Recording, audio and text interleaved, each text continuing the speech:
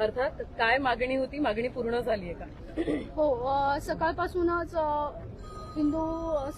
सकल हिंदू समाजाच्या भावना या ठिकाणी दुखावल्या गेल्यामुळं इथे खूप सारा असा जनसमुदाय या ठिकाणी जमा झालेला आहे आणि सगळ्यांची एकच मागणी होती की गुन्हा दाखल व्हावा, आरोपीला अटक व्हावी. या ठिकाणी गुन्हा दाखल झालेला आहे, आरोपीला देखील या ठिकाणी अटक केलेली आहे. मी एक कट्टर हिंदू आणि एक कट्टर सनातनी म्हणून मी संपूर्ण बदलापूरकरांना सांगू इच्छिते की आपलं जे बदलापूर आहे ते शिवकालीन बदलापूर आहे. छत्रपती शिवाजी महाराजांच्या पदस्पर्शाने पावन झालेली आपली भूमी आहे. तिला या ठिकाणी तुम्ही मलिन होऊन देऊ नका.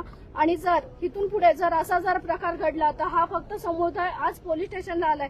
यावेळेस पुढच्या वेळेस कायद्याने कारवाई केली जाणार नाही तर ही समाज या ठिकाणी त्याची दखल समाज घेईल आणि त्याचे परिणाम सगळ्यांना भोगावे लागतील. आम्ही जर कुठल्या प्रकारे हिंदू धर्म आम्ही कुठल्याच धर्माविषयीचं आक्षेपार्ह वक्तव्य करत नाही. आम्ही सगळे धर्म मानतो, जाती मानतो.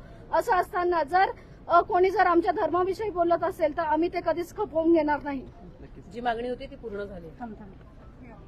जय श्रीराम. मी श्री सचिन भगवान धुळे, आंतरराष्ट्रीय बजरंग दल कोकण प्रांत मंत्री. आज सकाळी मला ही गोष्ट जेव्हा समजली तेव्हा मी तात्काळ इथे आलो. आम्ही सर्वजण आणि इथे बघितलं तर जोविली, खरवई, माणकिवली आणि संपूर्ण बदलापूर परिसरातील जे कट्टर हिंदू आहेत ते सर्व इथं उपस्थित झाले. प्रत्येकाची भावना दुखावलेली आहे, प्रत्येकाला याचं खूप वाईट वाटलेलं आहे कारण ही घटनाच तशी आहे. प्रभू श्रीराम हे सर्वांचे आराध्य दैवत आहेत, संपूर्ण जगाचे आराध्य दैवत आहेत.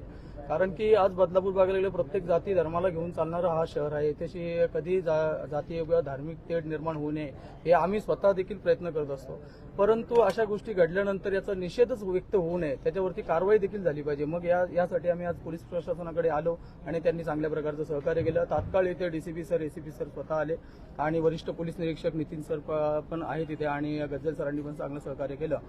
परंतु असं होत असताना आम्ही एक कट्टर हिंदुत्ववादी असून आज तरी आम्ही सर्व गोष्टी सांभाळून घेतल्या. कारण की आपलं बदलापूर आहे, याचं वातावरण आपणच शांत ठेवू शकतो. परंतु हे कितपत आपण बघणार की कुठपत आपण शांत राहणार.